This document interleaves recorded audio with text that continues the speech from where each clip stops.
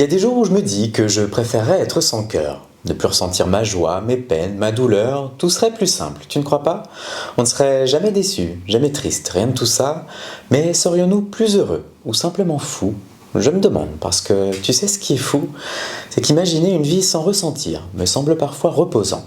Arrêter d'être empathique, d'être une éponge à sentiments, ne plus sentir mon cœur s'emballer quand un garçon commence à me plaire, ne plus espérer, ne plus me projeter, ne plus chercher à devenir celui qu'il préfère, ne plus avoir mal quand je me suis trop emballé, quand j'y ai trop cru, quand je me retrouve ghosté, mis de côté, utilisé, laissé en vue.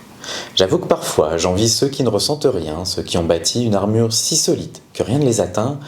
Ils avancent sans trembler dans les eaux troubles de la vie en société, en brandissant leur bouclier contre le mal, bien sûr, contre l'amour, en vérité. Mais sont-ils vraiment heureux ou simplement épuisés d'avoir trop donné? Ont-ils fermé la porte à double tour pour ne plus jamais être blessés? Parce qu'à force de se barricader pour ne plus souffrir, on finit parfois par heurter les autres, sans le vouloir, sans réfléchir. On ferme des cœurs qui enferment d'autres à leur tour, c'est contagieux, c'est l'histoire de la vie, le cycle éternel, le cercle vicieux. Mais malgré les déceptions, les chutes et les débordements, je crois que je préfère ressentir trop, plutôt que pas du tout, finalement. Parce que oui, certaines émotions brûlent, piquent et font mal, mais d'autres sont jolies, douces, lumineuses. Elles me sont vitales.